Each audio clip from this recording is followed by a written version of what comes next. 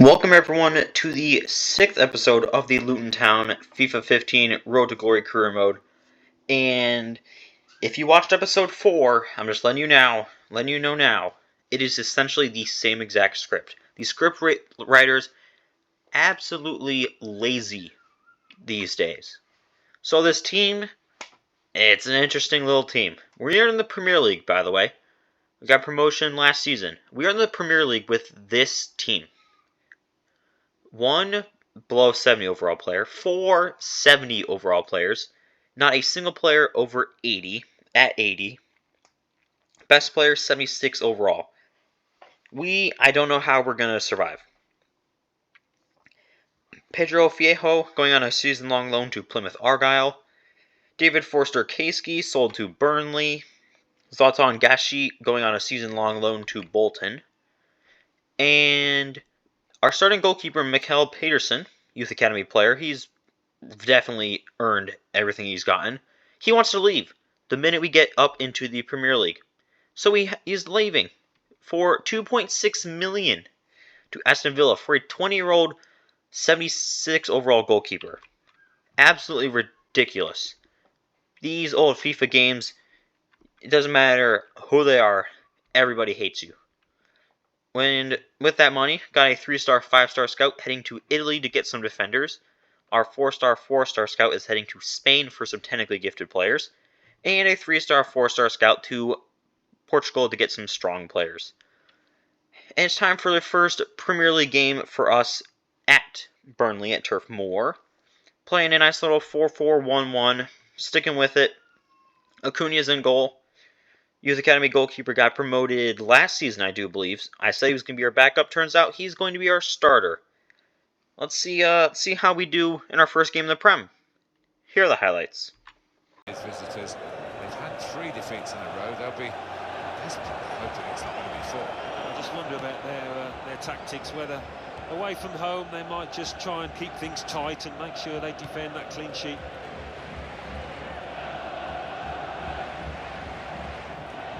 Here he is with a chance, got to be, and such quality in the... Jensen. Al-Gambi. This is the chance, got to be. He's put that into his own net. Well, it comes with the territory, doesn't it, when you're in that kind of position. Well, let's take another look at the goal.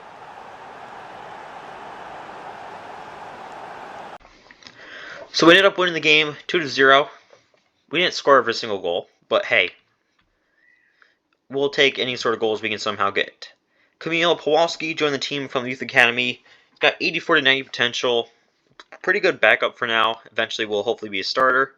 Same goes for Alexander Roca. Good potential, not a day 1 starter. And Al-Gamdi broke his tailbone. He's out for the next 4 months. And we're in 14th place, 4 points ahead of safety, so not the worst, but hey, we're right next to Liverpool and Manchester United, so we're in some pretty elite company. Luciano Conchal is going on a loan to Real Madrid, a guy who barely even plays, sits the bench for us. Apparently Real Madrid want for his season on loan. And Diego Teixeira is going to Valencia for a year on loan. Apparently, I do not know how good these players are. So yeah, only acquisitions and departures this transfer window. Santoso, going to be an elite attacking player for us. Jorge Viejo, center forward, are probably playing more as like a central midfielder, but 86 to 94 potential is definitely not something I'm going to waste. Leandro Botello, 80 to 94 potential, probably going to be a defender since he's 6 foot. But we're in the relegation zone with 3 games to go. Only 1 point separates us from safety. So it's time to sit forward and lock in. Playing our game against Watford, 4-4-1-1. I mean, you know the vibe. We're sticking with the pretty much same team. I mean, Pawalski's already starting at center back for us, so proves we are a little thin right now with a couple of those tiny little injuries. But hopefully it doesn't make a difference and we can get the job done. Here are the highlights. Comes in with a tackle.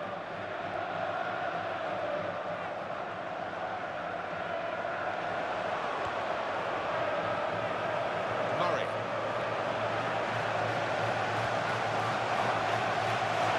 pace at the opposition. Here's the chance. That's a brilliant goal. Well taken.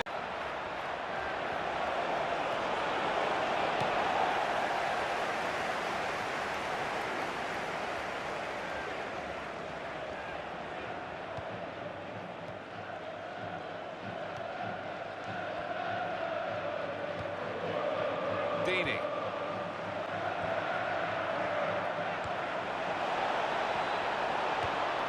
Chance for it, got to be. Puts his trademark on the match. Al-Gambi. Well, here they go, sensing the chance of a winner. Here he is with a chance, got to be. Goes for goal with a volley. He's keeping it going here, he's got two now. So we won this game 2-1 thanks to an incredible comeback towards the end thanks to Santana. And that, unfortunately, because we played a game, of course means we have to lose someone to injury. This time it is Rock Alvarez. He's out for 3 months. So now we're currently in the safety, but only 2 points away from relegation. So it's time to host Hull City, of course at home at Kenilworth Road. Sticking with the same lineup. Hopefully we can get a less stressful win this time. Here are the highlights. Carrying the ball forward.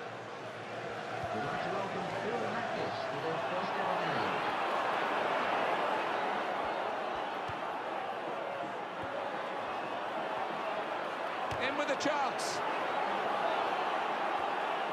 Goal! Fantastic header!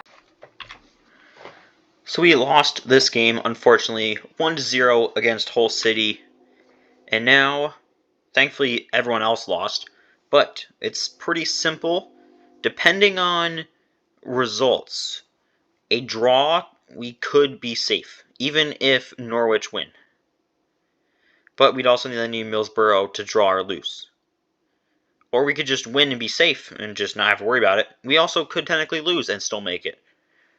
There's a whole lot of scenarios, but simply, let's just try to win and we stay up. But, of course, we have to travel to Stamford Bridge to face Chelsea. So, of course, like, nothing can ever be easy in this road to glory. Starting lineup, I mean, we're sticking with it. It's gotten us this far. I don't know if we'll be able to pull it off, but here are the highlights. Goal at St James's Park, Alan McInally. It's a goal for Newcastle United. It's been scored by Jan Vertonghen. A bad mistake in midfield gave the ball away. 2 passes later, it's in the back of the net. 11 minutes played, 1-0. Thank you very much, Alan. Al-Gambi. Here he is with a chance, got to be, and it's in for the goal. Ooh. From the corner. So for the home team, the chance for a league double here, but they had to work hard for the away win, and I'm sure the opposition have... This could be it. It's a real opening here. Well, they've conceded a lot of goals this season.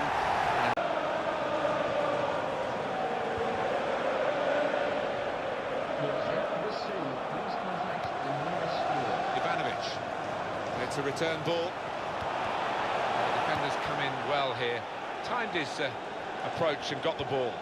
Found his teammate well. He goes for goal. Here's the chance. Chelsea put it into the net. So we unfortunately lost this game 2-1.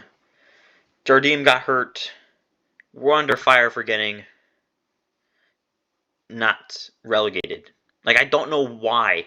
So because we lost the last game of the season, and we did not get relegated, by the way, all of a sudden our job is under scrutiny and we're maybe going to get the sack? For what? For staying up? Like, why am I under fire for getting a brand new promoted team not relegated? Like, it makes no sense. Jardim appeared in the most games for us with 34. Santana leading goal scorer with 11. Alhamzi, 4 assists. Very, very selfish team this season. And Santana, best player as far as players play more than one game. Overall, almost double or more than double the amount of losses compared to our wins. Not looking so hot for us right now, but we're getting there slowly but surely. I think we're kind of a center back away from being a solid lower to mid-table side again. But I mean, it's gonna take us a little bit of financial backing from the club, which we have not really gotten at all throughout this entire journey. I understand, like, oh, you gotta sell players to make some more money, but we have sold players, but they've only been because they're forcing themselves to leave, and the board won't sell them for a high enough amount. So I don't know, like, who are we gonna have to sacrifice to bring in a new center back? Because we don't have the depth to sell people. So I don't know what I'm going to do for next season, but we avoided relegation yet again. We're still in the Premier League, and I'm still having fun. And hopefully you guys are enjoying watching these episodes, and I'll hopefully see you all for episode 7.